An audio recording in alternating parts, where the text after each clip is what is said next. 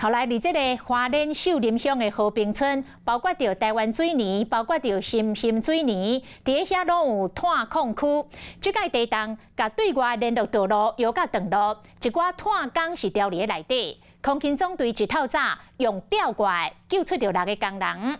工人讲着当时地动的状况，还阁会喘，讲迄个连落来的石头都袂输是庆纸共款，足恐怖的。 空拍机飞入空区，涂骹拢是大细粒石头。详细看，3工人就掉伫矿场内底，先向镜头来热手，严格表情真无奈，看起来真忝，有气无力。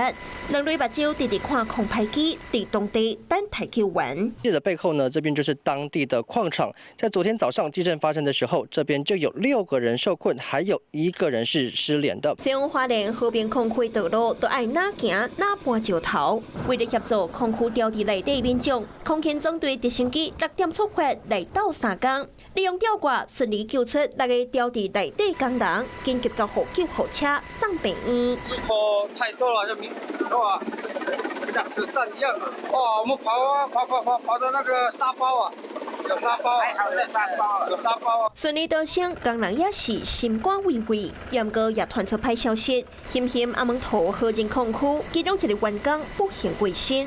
伫9点关时，由直升机护送遗体。 严阁有人搁掉伫内底，亲像食土豆汤，也搁有一箱的饮料甲食物，拢总是准备由空勤花莲驻地乌鹰直升机前往矿区送食室、困地等等的物资。是有1架直升机带着特勤队的人，另外还有就是带着特搜队的人，另外还有就是带着400多公斤的物资。台泥表示讲，目前将会采用2种救援的方案，第一是手通矿区道路。 第2是行古林岛，希望会当赶紧救出掉伫内底民众。